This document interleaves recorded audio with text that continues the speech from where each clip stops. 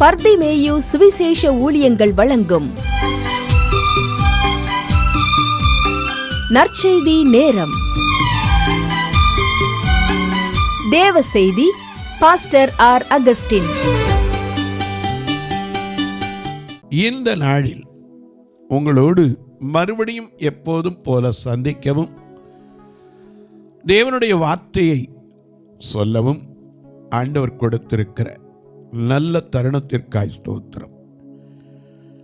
ஒவ்வொரு நாளும் வாழ்நாளில் தேவன் நமக்கு கொடுக்கிற கிருபை. ஏன்னா நேற்றைய தினத்தில் கூட ஒருத்தர் சொன்னார், விவசாய நிலத்தில் வேலை பார்க்குற ஒருத்தர் நல்ல மகசூல் கண்டிருக்கான். அந்த அம்மா சொல்லும்போது சொன்னாங்க, 1 ஏக்கருக்கு நல்லா விளைஞ்சு கிடக்க அறுவடைக்கு பயிர். அவ்வளோ பாடுபட்டு விவசாயம் செய்தவர் வந்து சாயந்தரம் உஸ்ஸுன்னு உட்கார்ந்தார். எப்பாடா என்ன வேலைன்னு உட்கார்ந்தார். உட்கார்ந்தவர் எழுந்திருக்கவே இல்லை. திருப்பி மனைவி கூட்டு பார்க்குறாங்க, என்ன அசதியாக உட்காந்துட்டீங்கன்னா போய் தட்டி பார்த்தா கீழே சாஞ்சார். என்னன்னு போய் பார்த்தா அவர் மறித்து 15 நிமிஷம் ஆச்சுன்னாங்க. மனித வாழ்க்கை நிலையற்ற வாழ்க்கை.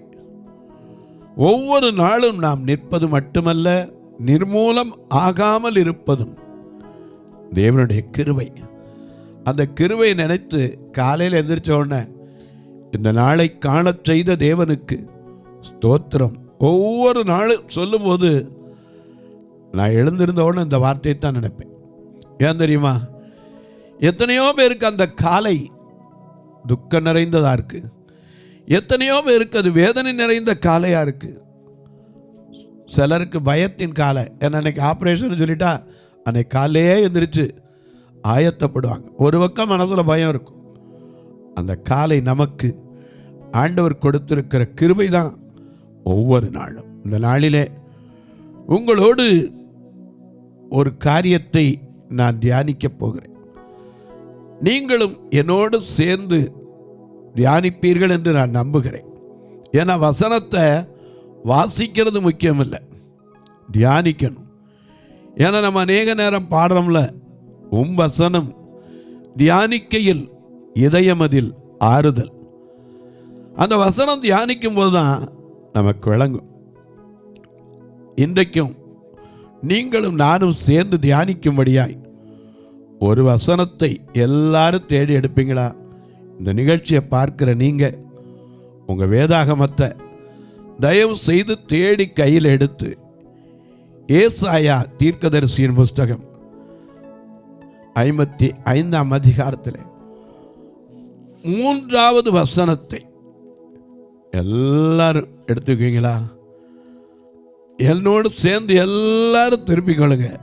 அப்படி எல்லாரும் எடுக்கிற வரைக்கும் நீங்களும் நானும் சேர்ந்து பாடப்போறோம்.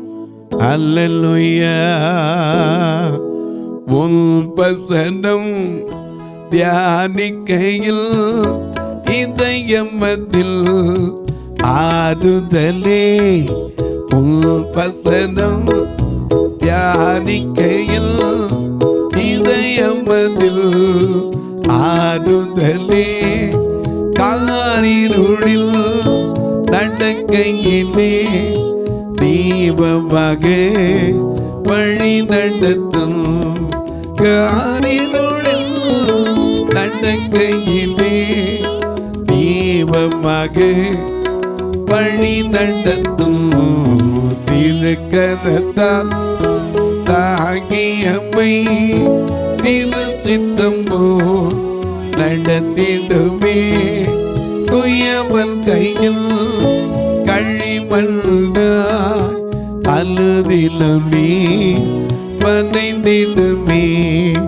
குயவன் கையில் கழிமண்டா அழுதிலும் நீ வனைந்திடுமே.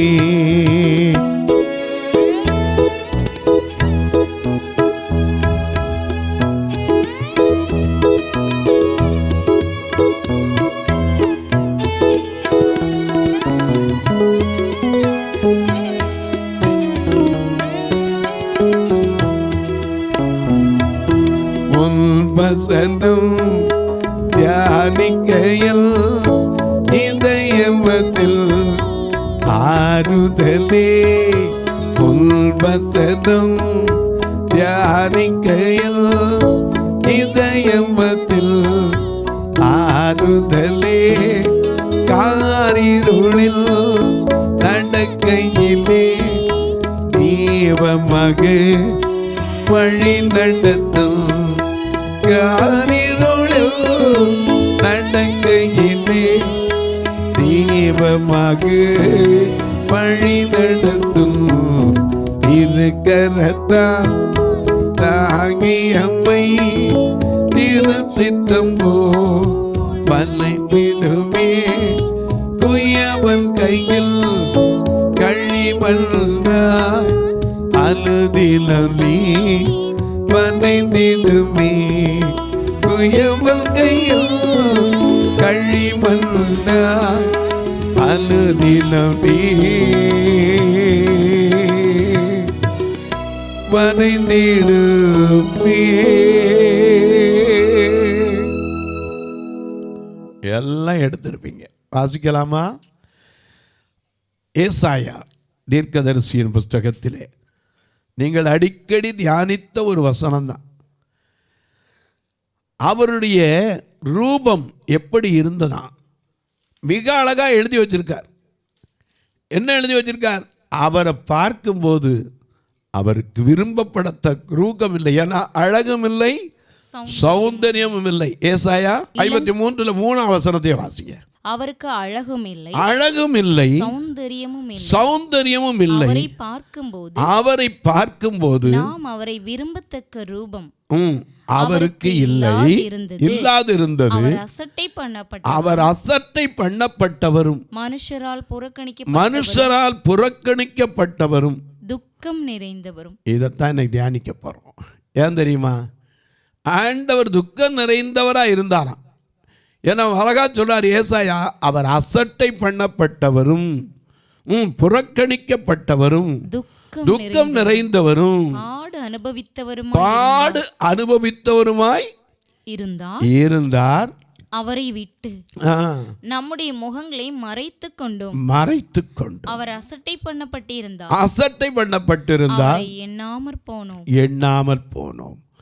நல்ல கவனிங்க. துக்கம் என்பது மனித வாழ்க்கையில எல்லாருக்கும் இருக்கு. யோவான் 16:20 நாம் வாசிக்கும் போது அருமையாக ஒரு வார்த்தையை வாசிக்கிறோம். உங்கள் துக்கத்தை என்ன செய்வாராம்? சந்தோஷமாய் மாற்றுவார். வேதம் சொல்லுது, அவர் ஆயிரங்களில் சிறந்தவர். சாரோனின் ரோஜா, பள்ளத்தாக்கின் நீலி என்றெல்லாம் வர்ணிக்கப்பட்ட அவர். ஏன்னா உன்னத பாட்டில் கேட்டீங்கன்னா அவர் அழகாக சொல்லுவா, ஆயிரங்களில் சிறந்தவர், 10,000களில் சிறந்தவர், எனேசர் அழகு வாய்ந்தவர், அன்பு மிகுந்தவர், அறிவு நிறைந்தவர், அனைத்தும் அறிபவர், காட்டு மரங்களுக்குள்ளே நேசர் கிச்சிலி மரம் போல, கமழும் மரங்களுக்குள் என் நேசர் இன்ப லீலியாம் என்றெல்லாம் ஐயா அவள் அழகை வர்ணிக்கிறார். ஆனால் அவருடைய முகம் அழகும் இல்லை, சௌந்தரியமும் இல்லை. அவரை பார்க்கும்போது விரும்பப்படத்தக்க ரூபமும் அவருக்கு இல்லாது இருந்தது. அவர் அசட்டை பண்ணப்பட்டார்.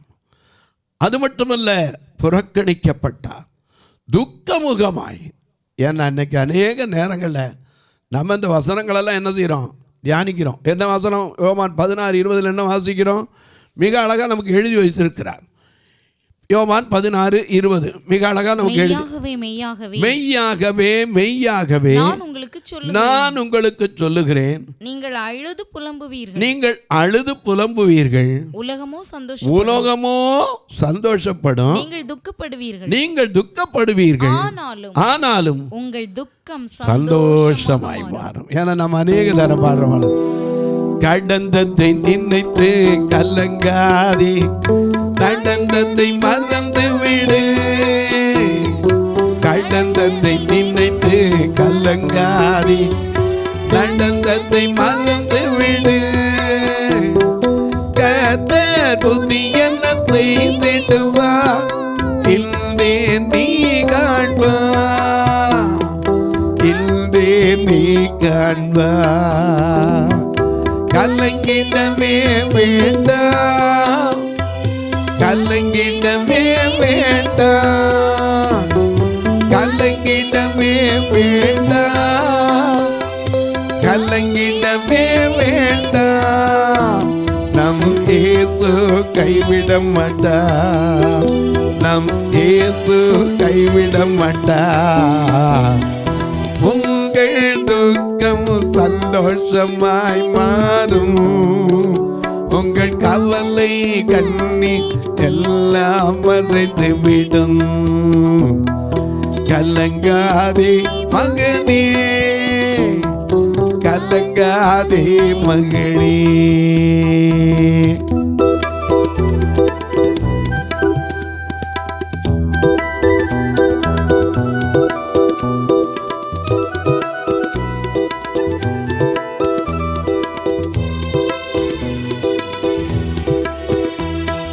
நொறுங்குண்ட இதயம் தேற்றுகிறார், உடைந்த உள்ளம் தாங்குகிறார். நொறுங்குண்ட இதயம் தேற்றுகிறார், உடைந்த உள்ளம் தாங்குகிறார். காயங்கள் அனைத்தும் கட்டுகிறார், கண்ணீர் துடைக்கிறார்.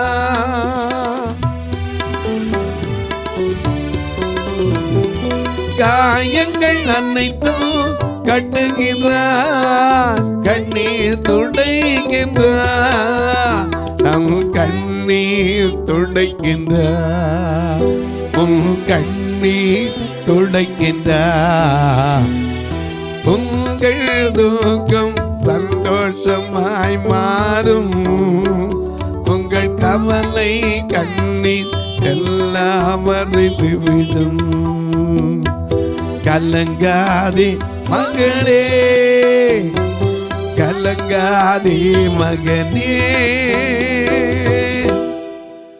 துக்கத்தில் ரெண்டு விதம் உண்டு. ஏன்னா மனதின் துக்கம், மனுஷனை பார்த்த உடனே சொன்னா என்ன ஒரு மாதிரி இருக்கீங்க அப்படிமா. நெகேமியாவை பார்க்கிறோம் 1ஆம் அதிகாரத்தில். அவன் அலங்கம் இடிபட்ட அந்த செய்தியை கேட்டபோது அவன் எப்படி இருந்தான்? நெகேமியா 1ஆம் அதிகாரம் 3வது வசனத்திலிருந்து வாசிக்கிறோம். அதற்கு அவர்கள் சிறையிருப்பில் மீந்திருக்கிறவர்கள் அந்த தேசத்திலே மகா தீங்கையும் நிந்தையையும் நிந்தை வரும்போதும் துக்கம் வரும், தீங்கு அனுபவிக்கும் போதும் துக்கம் வரும். ஏன்னா அது மனதின் துக்கம். இங்கே நெகேமியா எப்படி உட்கார்ந்துருக்காரு? முதல் வசனத்திலிருந்து வாசிருங்க, ஏன்னா அருமையா இருக்கும் அது கேட்கறதுக்கும். அகலியாவின் குமாரனாகிய நெகேமியாவின் நடபடிகள் 20ஆம் வருஷம் கிஸ்லேயு மாதம் நான் சூசான் என்னும் அரண்மனையில் இருக்கும்போது. எங்க இருக்கிறாரு? அரண்மனையில் உட்கார்ந்து இருக்காரு. அரண்மனையில் இருக்கும்போது சம்பவித்தது என்னவென்றால், என் சகோதரரில் ஒருவனாகிய ஆனானி வேறே சில மனுஷரும் அவனோடு வந்தாங்க. இங்க வந்து அரண்மனைக்கு தேடி வராங்க.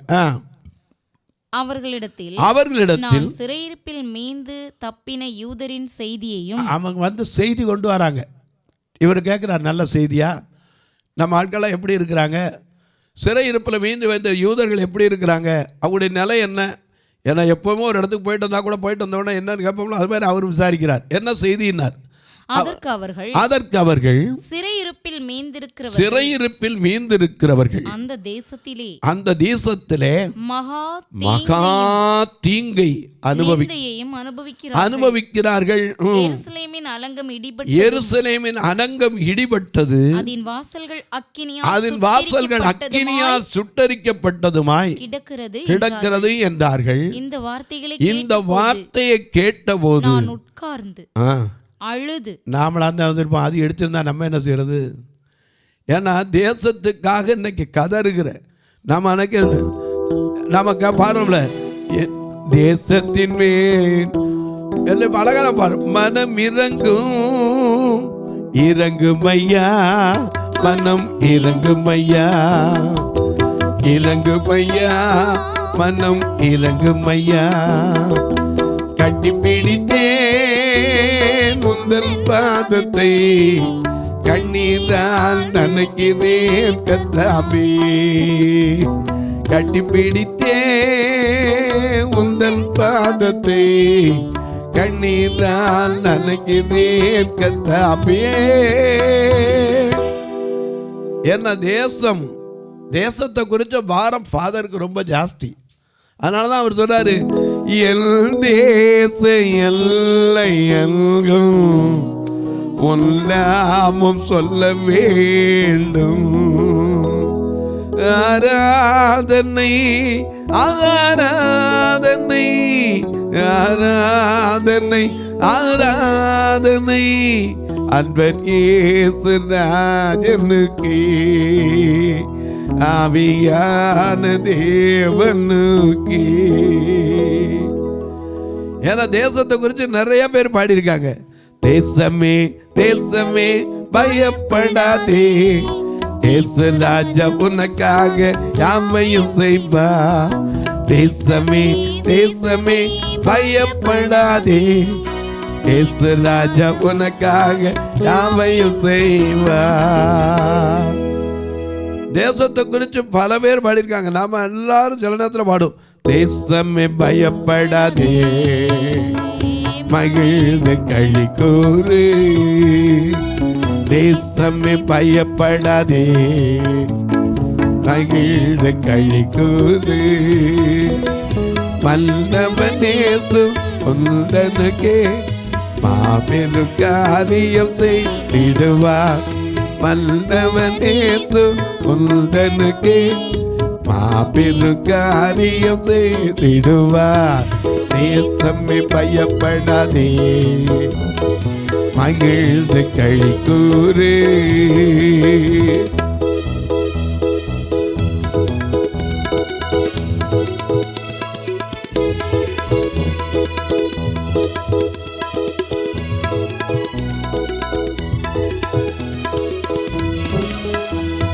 தேவனுடன் உறவு கொண்டு தினம் தினம் வாழ்ந்திடுவார். இன்மையிலும் மறுமையிலும் இன்பத்தை ருசித்திடுவாய். தேவனுடன் உறவு கொண்டு தினம் தினம் வாழ்ந்திடுவார். இன்மையிலும் மறுமையிலும் இன்பத்தை ருசித்திடுவாய். தேசமே பயப்படாதே, மகிழ்ந்து களி கூறு. தேசத்தை குறித்த பாரம் இன்னைக்கு எத்தனை பேருக்கு ஆண்டவருக்கு இருந்துச்சு. ஒரு தேசம் எசேக்கியேல்ல வாசிக்கிறோம் 14:13 ஒரு தேசம் கர்த்தருக்கு விரோதமாய் துரோகம் பண்ணிக்கொண்டே இருந்து பாவம் செய்தால் நான் அதற்கு விரோதமாய் என் கையை நீட்டி அப்பம் என்னும் ஆதரவு கோலை முறித்து அதில் பஞ்சத்தை அனுப்பி மனுஷரையும் மிருகங்களையும் நாசம் பண்ணுவேன். அப்பொழுது நோவா, தானியேல், யோபு ஆகிய 3 புருஷரும் அதன் நடுவில் இருந்தால் அவர்கள் தங்களுடைய நீதியினால் தப்பிப்பார்கள் என்று கர்த்தர் உரைக்கிறார். அதுவும் இல்லைன்னா அடுத்த ஸ்டெப்பு, இதுல மனம் திரும்ப அடுத்த ஸ்டெப்பு என்ன ஸ்டெப்பு? நான் தேசத்தில் துஷ்ட மிருகங்களை அனுப்ப மிருகங்களின் நிமித்தம். நேத்து கூட பாருங்க, ஒரு வீட்டுக்குள்ள போய் ஒரு நாயை வேட்டையாடி போச்சு சிறுத்தை.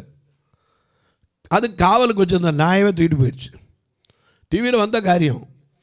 எனக்கு கண்வர்களையா, தேசத்தில் துஷ்ட மிருகங்களை அனுப்ப அவைகள் என்ன செய்யும்? அதை கேட்கும் போது மக்கள் நடக்கிறதுக்கே பயப்படுவாங்களாம்.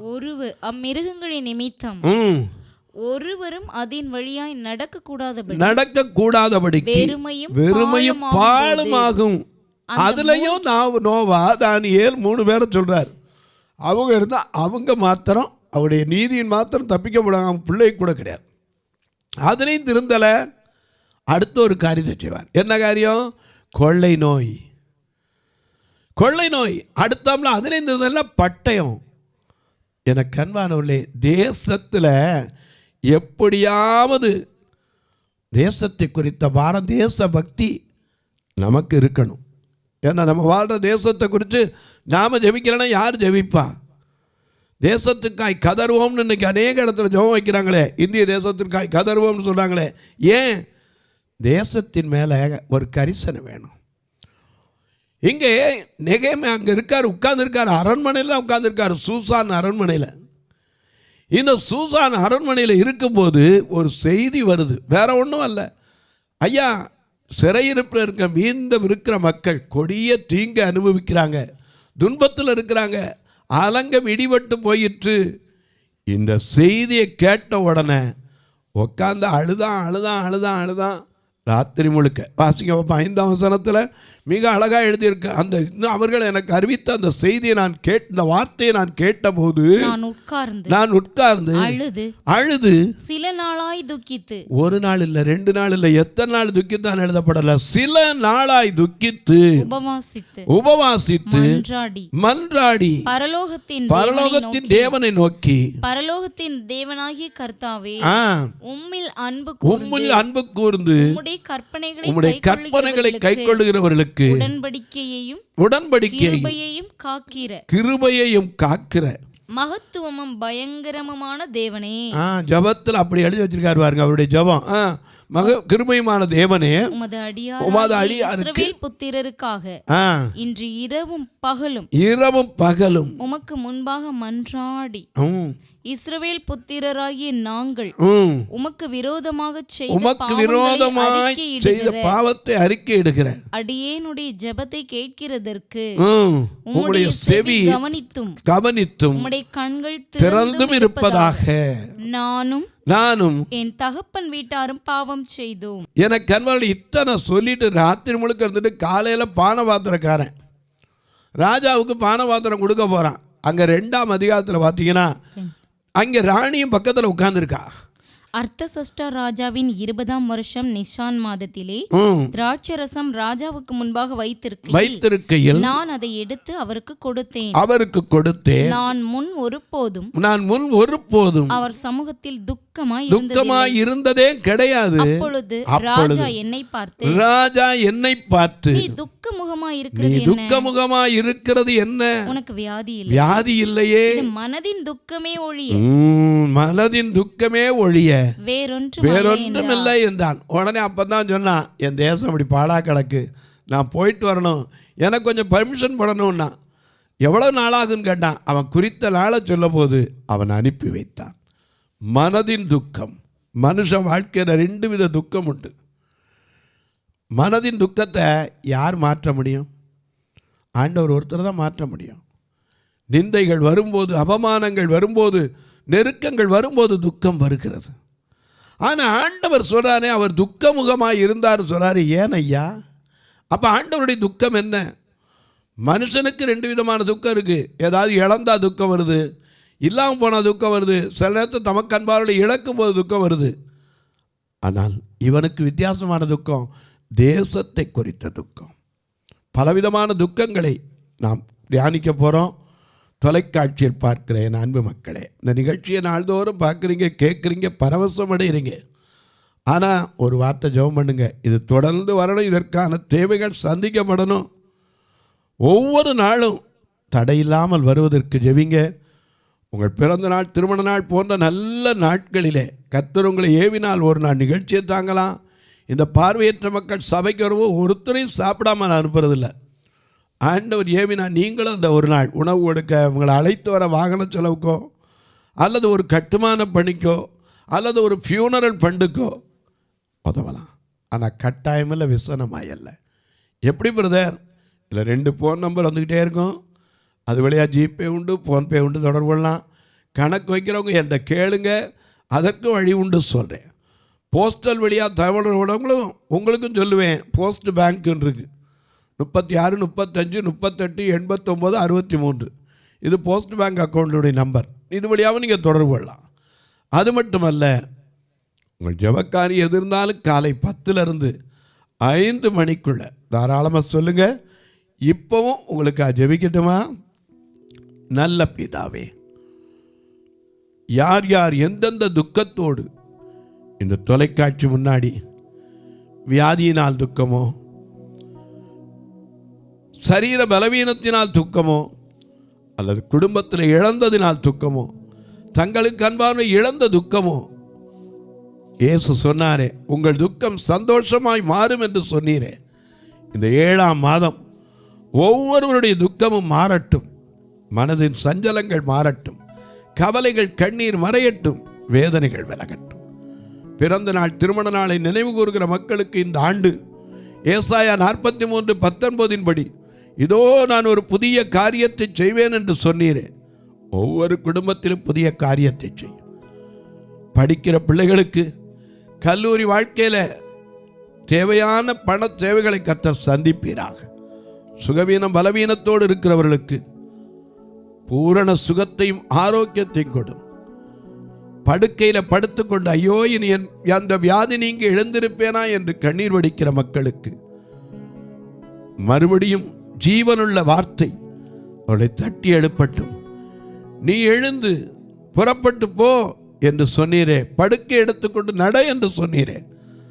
அப்படி ஒவ்வொருடைய படுக்கை மாறுவதற்கும் தேவனுடைய வார்த்தை கடந்து வரட்டும். இந்த ஊழியத்தை தாங்குகிற, ஜெபிக்கிற, கொடுக்கிற எல்லா மக்களையும் ஆசீர்வதி. இயேசுவின் நாமத்தில் ஜெபிக்கிறேன் நல்ல பிதாவே, ஆமென். சபை ஆராதனை ஞாயிறு காலை 10 மணி முதல் 12 மணி வரை. இடம் பர்திமேயு சுவிசேஷ ஆலயம், அன்னை சத்யா நகர், இளமனூர் அஞ்சல், சக்கிமங்கலம் வழி, மதுரை மாவட்டம். பின்கோட் 625201 மற்றும் பர்திமேயு சுவிசேஷ ஜெப வீடு, பிளாட் நம்பர் 107, ஏதேன் கார்டன், முத்தூர், திருநெல்வேலி. பின்கோட் 627011. சிறப்பு உபவாச கூட்டம் ஒவ்வொரு மாதமும் 2வது சனிக்கிழமை காலை 10 மணி முதல் 1 மணி வரை நாகர்கோவில் YMCA ஹாலில் வைத்து நடைபெறுகிறது. மற்றும் ஒவ்வொரு மாதமும் 4வது சனிக்கிழமை காலை 10 மணி முதல் 1 மணி வரை திருநெல்வேலி புதிய பேருந்து நிலையம் அருகில் உள்ள கிரேஸ் ஹாலில் வைத்து நடைபெறுகிறது. எங்கள் எல்லா ஆராதனைகளிலும் கலந்து கொண்டு தேவனை மகிமைப்படுத்த அன்பாய் அழைக்கிறோம். உங்கள் உதாரத்துவமான காணிக்கைகளினால் இவ்வூழியத்தை தாங்க விரும்பினால் R Augustine, account number 5021364331, IFSC code IDIB 000B066, Indian bank, BP Kulam, Madurai. GPay number 9842181917, BGM ministries மற்றும் 9442559772, பிளைண்ட் மினிஸ்ட்ரீஸ் அகஸ்டின். உங்கள் தொடர்புக்கு பாஸ்டர் ஆர் அகஸ்டின், பர்திமேயு சுவிசேஷ ஊழியங்கள், நாகமலை, புதுக்கோட்டை, மதுரை 625019. தொலைபேசி எண்கள் 9842181917 மற்றும் 9442559772. கர்த்தர் தாமே உங்களை ஆசீர்வதிப்பாராக.